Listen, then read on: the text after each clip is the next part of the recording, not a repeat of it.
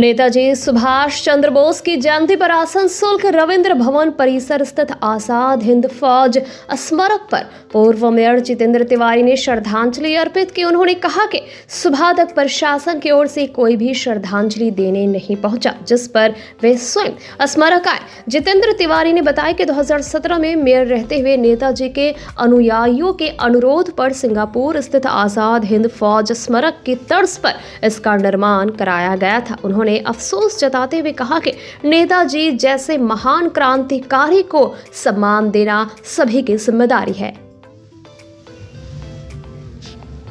কি করা হলো? আপনারা জানেন যে সিঙ্গাপুরে যারা নেতাজির ইন্ডিয়ান ন্যাশনাল ফোর্সের যারা শহীদ ছিলেন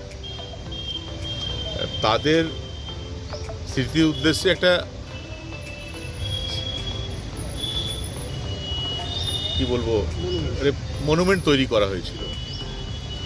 পরবর্তী ক্ষেত্রে ইংরেজ শাসকদের অত্যাচারীরা সেটা ভেঙে দেয় এবং তারপর আপনারা জানেন যে স্বাধীন ভারতের একটা অংশ হলেও স্বাধীন ভারতের প্রধানমন্ত্রী ছিলেন নেতাজি। তার একটা মন্ত্রিসভা গঠন হয়েছিল, মন্ত্রিসভায় বেশ কিছু ব্যক্তি ছিলেন।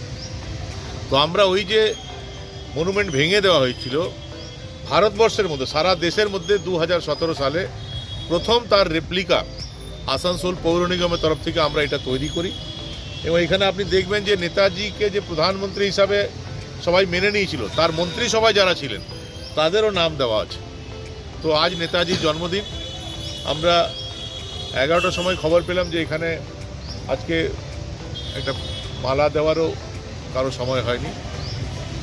স্বাভাবিকভাবে এই রেপ্লিকার সঙ্গে আমাদের একটা আবেগ জড়িয়ে আছে, যেহেতু আমরা সবাই মিলে এটা করেছিলাম। আসানসোলে বেশ কিছু নেতাজি অনুরাগী আমি যখন মেয়র ছিলাম আমার সঙ্গে যোগাযোগ করেছিলেন, তারা বলেছেন এটা করা দরকার এবং তাদেরও আজ খুব খারাপ লাগবে হয়তো। তাই আমরা এসেছি, আমরা এখানে মালা দিলাম এবং আমরা প্রশাসনে যারা আছে তাদেরকে অনুরোধ করব যে আগামী দিনে, আমরা কোনো সমালোচনার জন্য বলছি না, আগামী দিনে তারা এই ব্যাপারগুলো একটু দেখেন, যাতে আমাদের যাদের জন্য গর্ব করা উচিত তাদেরকে যেন অপমান না করি আমরা। এটা একদিক দিয়ে দেখতে গেলে অপমান হয়ে যাচ্ছে, নেতাজির অপমান হয়ে যাচ্ছে। তো নেতাজির অপমান আসানসোলের জনগণ ভুলবে না, সারা বাংলার মানুষ ভুলবে না, এটা শাসক দলের মনে রাখা উচিত। ধন্যবাদ।